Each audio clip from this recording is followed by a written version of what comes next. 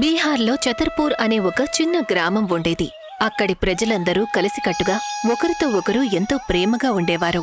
ఒకరికొకరు పనులలో సహాయం చేసుకునేవాళ్లు. అరే పుష్ప, ఇది విన్నావా? సర్లా పిన్ని గారికి వయసైపోయింది. ఆవిడ సరిగ్గా నడవలేకపోతున్నారు. అవునండి, విన్నాను. ఆవిడ కొడుకు కోడలు కూడా ఆవిడ్ని వదిలేసి పట్నం వెళ్ళిపోయారు. నేనేమంటున్నానంటే, నువ్వు ఆవిడ్ని అప్పుడప్పుడు వెళ్ళి పలకరిస్తూ ఉండు. దీని గురించి మీరు ఇంతలా చెప్పాలా? నేను ప్రతిరోజు వెళ్ళి ఆవిడతో సమయం గడిపి వస్తున్నాను. రమేష్కి అదే గ్రామంలో ఒక కిరాణా షాపు ఉండేది. ఊర్లోని జనాలందరూ తమకు కావలసిన సామాన్లన్నీ రమేష్ దగ్గరే కొనుక్కునేవారు. అతని భార్య పుష్ప కూడా రమేష్కి సామాన్లు కట్టివ్వడానికి సహాయం చేస్తూ ఉండేది. ఒకరోజు అదే ఊర్లో ఉండే అబ్బాయి గోల్డీ రమేష్ దుకాణానికి వెళ్తాడు. ఎలా ఉన్నారు రమేష్ అన్నయ్య? ఒంట్లో అంతా కుశలమేనా? చాలా బాగుంది. నువ్వు చెప్పు, నువ్వు ఎలా ఉన్నావు అసలు? ఇవాళ మా దుకాణానికి ఇలా వచ్చావేంటి? నేను మీ బాకీ తీర్చి వెళ్దామని వచ్చానన్నయ్య. కిందటి నెల మీరు నాకు సరుకుల్ని అప్పుగా ఇచ్చారు కదా, దానికి సంబంధించిన డబ్బులు ఇవ్వండి. దాని అవసరం ఏమీ లేదులే. నువ్వు మా కుటుంబంలో ఒక వ్యక్తి లాంటి వాడివి. గోల్డీ రమేష్కి డబ్బులిచ్చి వెళ్ళిపోతాడు. గోల్డీ వెళ్ళిపోయిన తర్వాత రమేష్ తన భార్య పుష్పతో ఇలా అంటాడు. ఎంత నిజాయితీగల వ్యక్తి కదా! మనం మన కూతురు అను పెళ్లికి గోల్డ్ చేయిస్తే ఎలా ఉంటుంది? ఆహా, మంచి మాట చెప్పారు. మీరు నా మనసులో మాట చెప్పారు. చిన్నప్పటి నుండి అను గోల్డీ ఇద్దరూ మంచి స్నేహితులు కదా. మరుసటి రోజు రమేష్ తన కూతురు అను సంబంధం గురించి గోల్డీతో మాట్లాడడానికి వెళ్తాడు.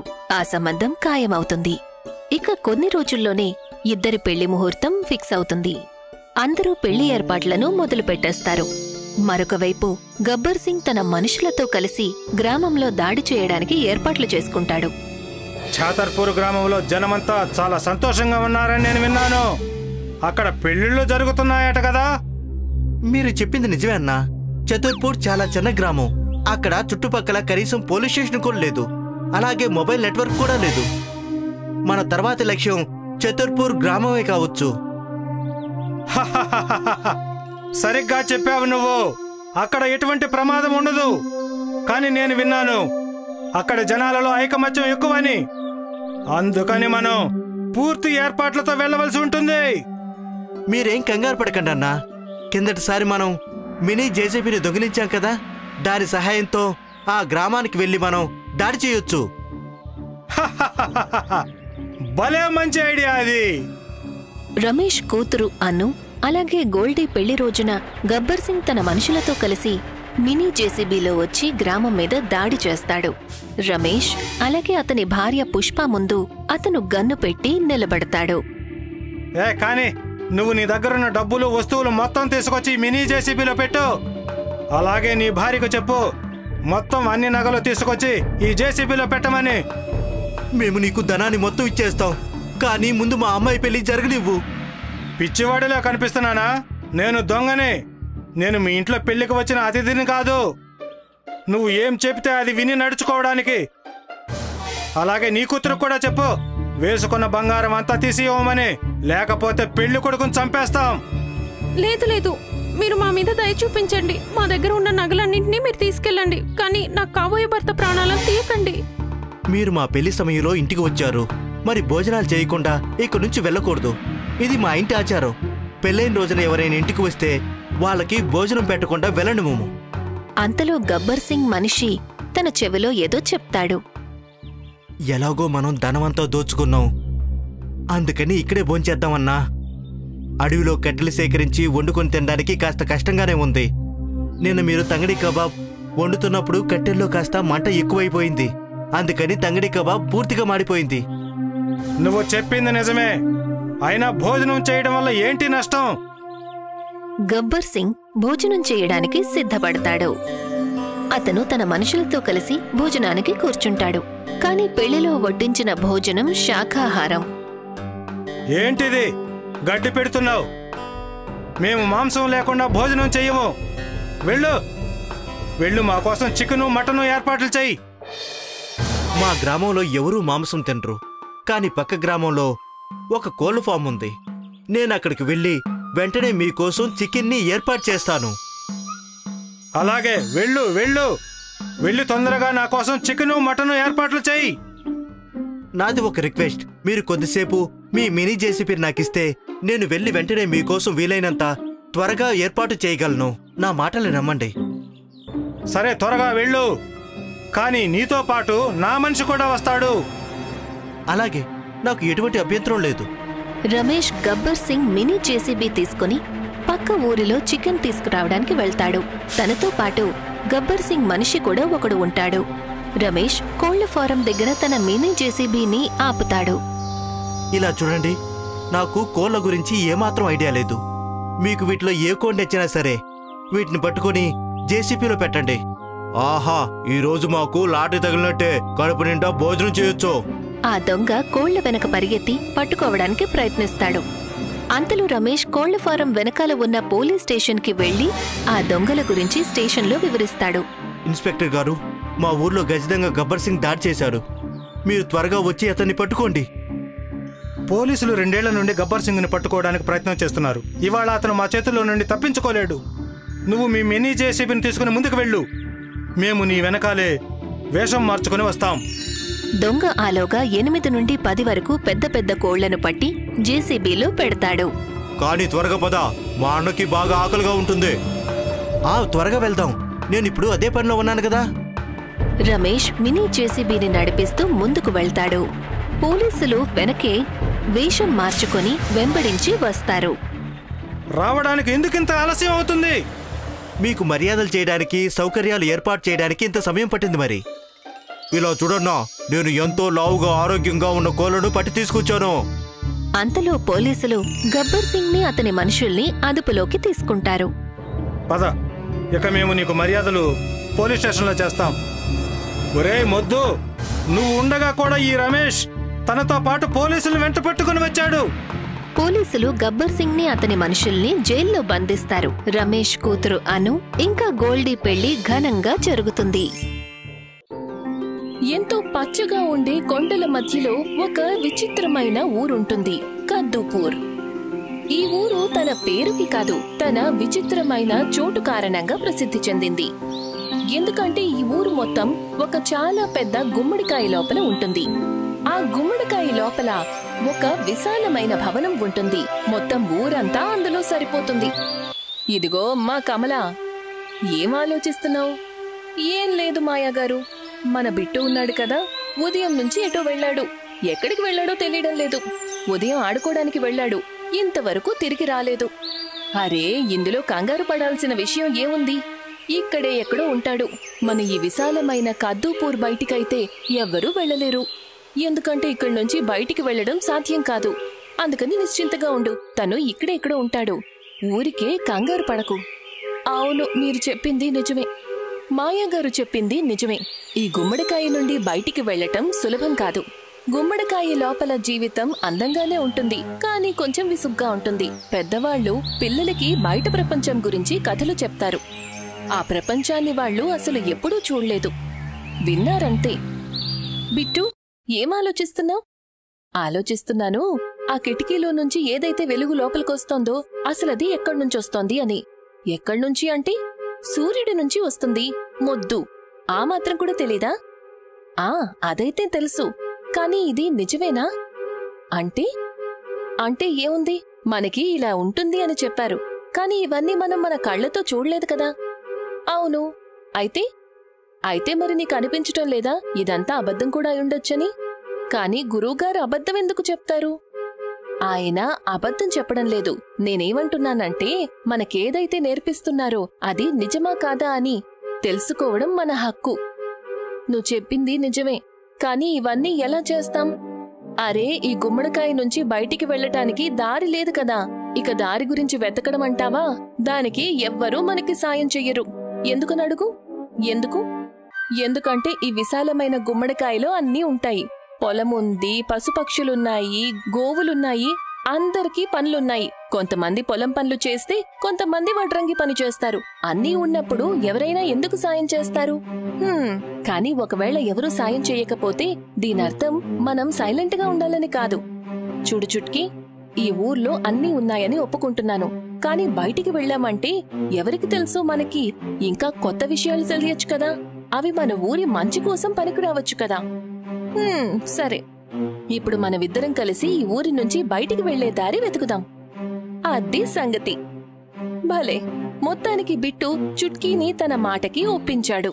ఇక ఇద్దరూ కలిసి ఊర్లో ప్రసిద్ధి చెందిన మంత్రగాడు జింగాలు దగ్గరికి వెళ్తారు. అంటుంటారు దాదా జింగాలు ఎప్పటి నుంచి ఈ ఊర్లో ఉన్నారంటే ఊరు ప్రారంభమైనప్పటి నుంచి. అన్నేళ్లు గడిచాయి, కాని ఆయన గొంతు మారలేదు, ఆయన రూపము మారలేదు. ఆయన ఇంకా యవ్వనంగానే ఉంటారు. అరే రండి రండి, ఏంటి ఇలా వచ్చారు? బిట్టు, చుట్కీ, మీరిద్దరూ అసలు ఏం తెలుసుకోవాలనుకుంటున్నారు? బాబా, అది విషయమేంటంటే మీరు ఈ ఊర్లో అందరికంటే పురాతనమైన వ్యక్తి. మీకు ఈ ఊరి గురించి అంతా తెలిసే ఉంటుంది కదా. నాకంతా తెలుసు. మీకు నేను కద్దూపూర్ కథ గురించి చెప్తాను, వినండి. నాకు ఇవాల్టి కూడా అంతా గుర్తుంది. ఎన్నో ఏళ్ల క్రితం ఒక ఖాళీ మైదానంలో ఆకాశం నుంచి ఒక మాయా విత్తనం పడింది. ఆ విత్తనం ఒక పెద్ద గుమ్మడికాయలా మారిపోయింది. ఎంత పెద్దదంటే దాని ముందు చుట్టుపక్కలున్న ప్రతిదీ కూడా చాలా చిన్నదిగా కనిపించింది. ఆ రోజుల్లో గ్రామ ప్రజలు మాటిమాటికి వచ్చే తుఫాన్ల వల్ల విసుగు పొందేవారు. వారికి ఆ గుమ్మడికాయ కంటే సురక్షితమైన ప్రదేశమే కనిపించలేదు. ఇంకే ఉంది, ఊరి వాళ్ళందరూ ఆ గుమ్మడికాయనే తమ ప్రపంచంగా మార్చుకున్నారు. అందులోనే ఊరు ఏర్పరచుకున్నారు. ఇదైతే మాక్కూడా తెలుసు. మరైతే నువ్వింకేం తెలుసుకోవాలనుకుంటున్నావు బిట్టు? మాకు ఇక్కడ్నుంచి బయటికి వెళ్లే దారి కావాలి. ఏంటి, ఇక్కడ్నుంచి బయటికి వెళ్లేదారా? అవును బాబా. దారెందుకు? అసలు ఈ ఊరు నుంచి బయటికి వెళ్లాలని మీరెందుకు అనుకుంటున్నారు? ఎందుకంటే మా జీవితం ఇక్కడికే పరిమితం కాకూడదని అనుకుంటున్నాం.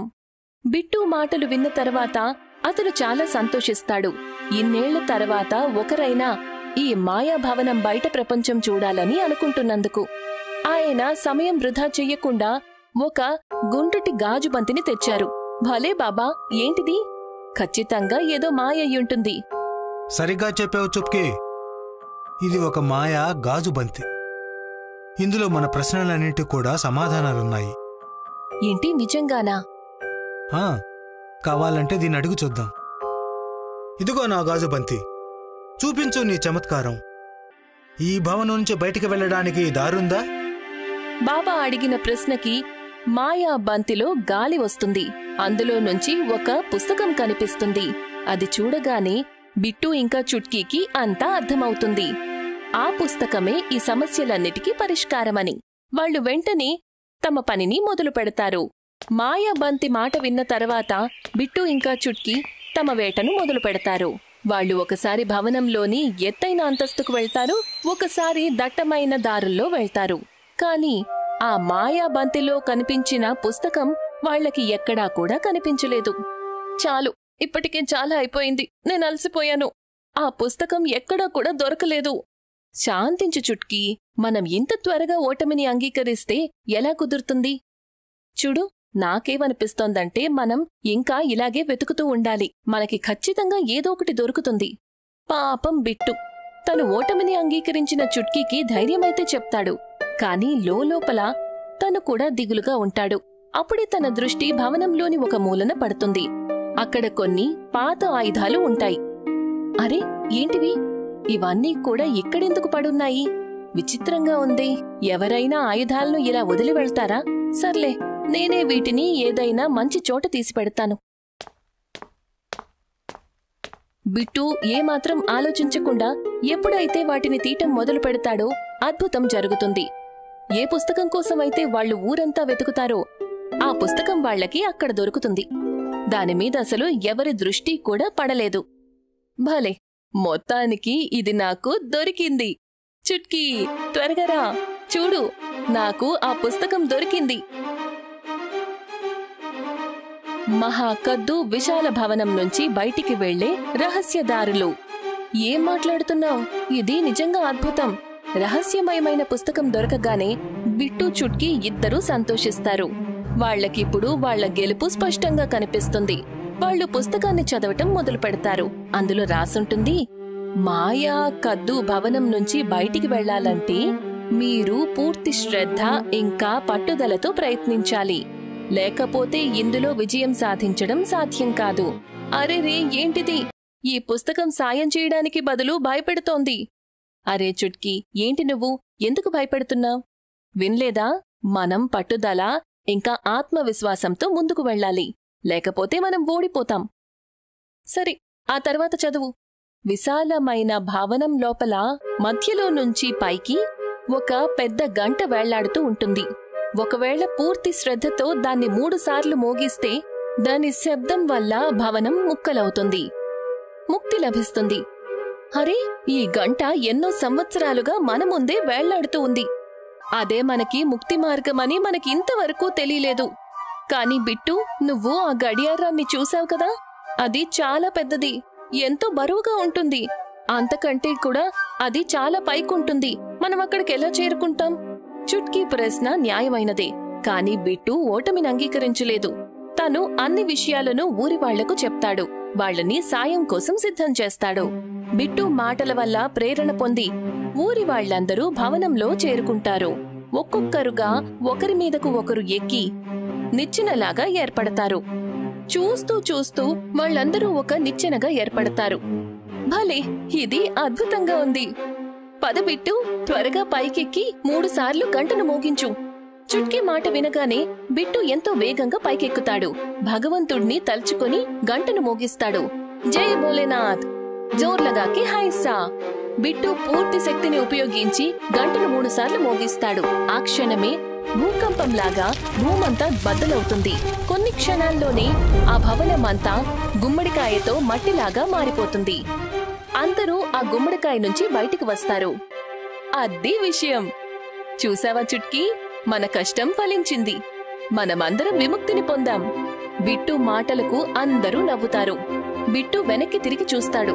ఎన్నో ఏళ్లుగా తన ఇల్లెక్కడైతే ఉందో ఇప్పుడు అక్కడ మట్టి మాత్రమే ఉంది. అక్కడ భవనం లేదు. కాని తనకి తెలుసు, గుమ్మడికాయి ఆ భవనం ఎప్పటికీ తన మనసులో బతికే ఉంటాయని.